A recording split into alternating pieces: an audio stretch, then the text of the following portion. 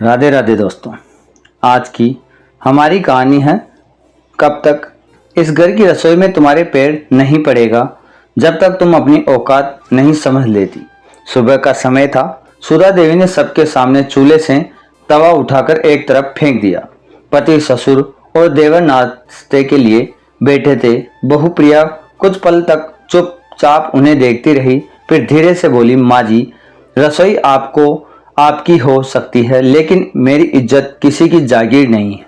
सुधा देवी का चेहरा तमतमा गया। उन्हें पहली बार लगा कि जिस बहू को वे रोज चुप करा देती थी वह अब पहले जैसी नहीं रही।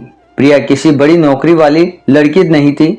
मायके में माँ के साथ सिलाई कढ़ाई का काम करती थी और घर गृहस्थी संभालना अच्छे से जानती थी। शादी के बाद उसने पूरे मन से ससुराल को अपना घर माना। सुबह सबसे पहले उठना, पूरे परिवार का नाश्ता बनाना, ससुर की दवा समय पर देना, देवर का टिफिन तैयार करना और पति की हर छोटी बड़ी जरूरत का ध्यान रखना।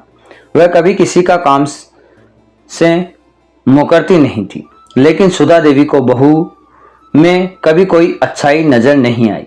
दाल में नमक थोड़ा कम हो तो पूरा दिन ताने, पड़ोसन अगर बहू की तारीफ कर दे तो शाम तक कोई न कोई कमी निकालकर गुस्सा, अगर बेटा प्रिया से हंसकर दो बात कर ले तो रात भर में मुंह फुला कर रहना। धीरे धीरे उन्होंने घर का माहौल ऐसा बना दिया कि हर गलती की जिम्मेदार सिर्फ प्रिया ही होती थी। प्रिया का पति अमित प्राइवेट कंपनी में काम करता था। वह बुरा इंसान नहीं था, लेकिन एक आदत से सब बिगाड़ रखा था। जो माँ कह देती वही सच मान लेता। उसने कभी अपनी आंखों से देखने की कोशिश नहीं की थी प्रिया दिन भर क्या सहती है। प्रिया कई बार कुछ कहना चाहती है, लेकिन सोचती कि समय के साथ सब ठीक हो जाएगा। एक रविवार को अमित की बुआ अपनी दो बेटियों के साथ आई। प्रिया सुबह से अकेली रसोई में लगी रही। सबको गरम गरम खाना परोसा। सबने तारीफ भी की। तभी सुधा देवी हंसते हुए बोली, अरे इसकी तारीफ मत करो, दो रोटी बना लेती है तो क्या एहसान कर दिया। इसके मायके में तो यही काम सिखाया गया है।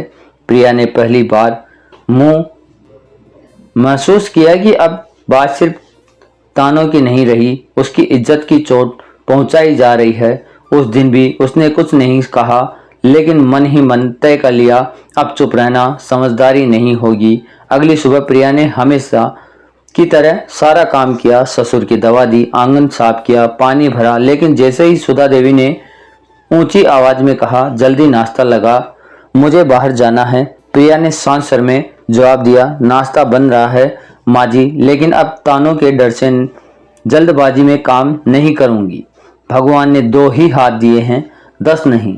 सुधा देवी को जैसे करंट लग गया। बहुत जुबान चलने लगी है तेरी।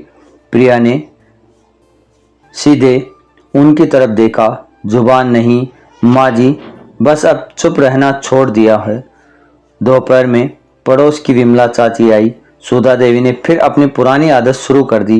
प्रिया वही बेटी थी।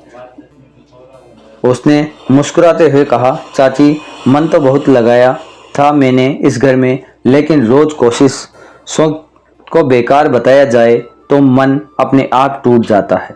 विमला चाची ने सुधा देवी से कहा, मैंने कई बार प्रिया को सुबह से शाम तक काम करते देखा है, हर बात में कमी निकालना ठीक नहीं। सुधा देवी का गुस्सा और बढ़ गया। शाम को अमित घर आया तो सुधा देवी ने शिकायतों का पुलिंदा खोल दिया। अमित ने गुस्से में प्रिया से पूछा, माँ से बहस करने की क्या जरूरत थी। प्रिया ने बिना घबराए कहा, मैंने बहस नहीं की, सिर्फ सच कहा। अगर सच बोलने से किसी की इज्जत चली जाती है तो गलती सच की नहीं होती। उसी रात ससुर हरीश जी ने अमित को बुलाया और धीरे से कहा, बेटा, घर सिर्फ माँ की बात सुनकर नहीं चलता, कभी अपनी आंखों से भी देख लिया कर कि तेरी पत्नी पूरे दिन क्या सहती है।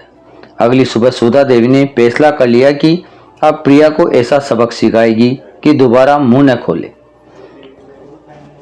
उन्होंने जानबूझकर पूरे घर के सामने कहा, आज से अलमारी की चाबी मेरे पास रहेगी, कोई भी सामान बिना पूछे नहीं निकालेगा।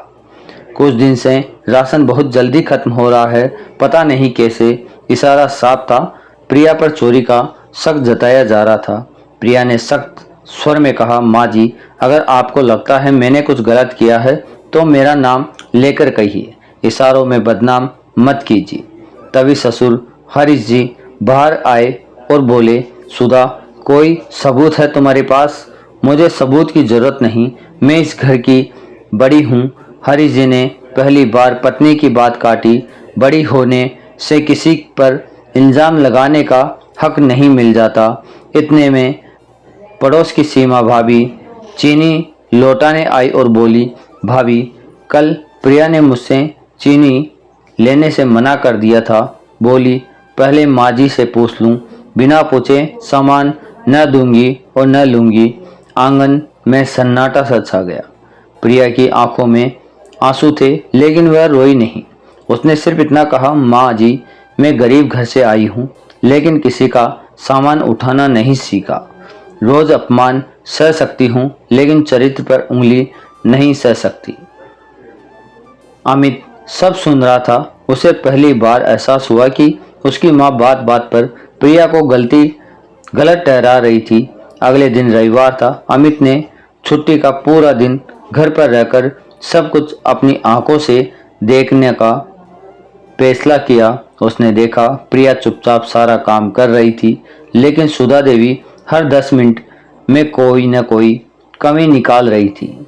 दोपहर में अमित ने खुद अपनी आंखों से देखा कि सुधा देवी ने सब्जी की कटोरी खुद ही धक्का देकर गिरा दिया और फिर चिल्लाई, देखो, मैंने कहा था ना, इससे एक काम ठीक से नहीं होता। सारी सब्जी बर्बाद किए कर दी। अमित उठ खड़ा हुआ। माँ, कटोरी प्रिया ने नहीं गिराई, मैंने अपनी आंखों से देखा है। उसने पहली बार साफ कहा, इतने दिनों से मैं सिर्फ आपकी बात सुनता रहा, आज देख लिया कि गलती किसकी है। अगर हर बार मेरी पत्नी को ही दोष दिया जाएगा तो घर नहीं चलेगा। हरीश जी ने भी समर्थन किया। घर इज्जत से चलता है, डर से नहीं, अपमान से नहीं। प्रिया ने आंसू पोंछते हुए कहा, मुझे किसी से बदला नहीं चाहिए, मुझे सिर्फ इतना चाहिए कि बिना गलती के मुझे गलत न ठहराया जाए। उस दिन के बाद घर का माहौल धीरे धीरे बदलने लगा। ताने बंद हो गए। फैसलों में प्रिया की बात भी सुनी जाने लगी। प्रिया ने न घर छोड़ा न रिश्ता तोड़ा, उसने सिर्फ अपनी चुप्पी तोड़ी और वही उसकी सबसे बड़ी ताकत बन गई। उसने एक बात साफ कर दी कि जहां सम्मान नहीं मिलेगा वहां वह अब चुप नहीं रहेगी। यही बात पूरे घर के लिए सबसे बड़ा सबक बन गई। अगर कहानी दिल को छू गई हो तो लाइक, शेयर और चैनल को सब्सक्राइब जरूर करें। मिलते हैं अगली कहानी में, तब तक अपना ख्याल रखें। धन्यवाद। आपका दिन शुभ हो।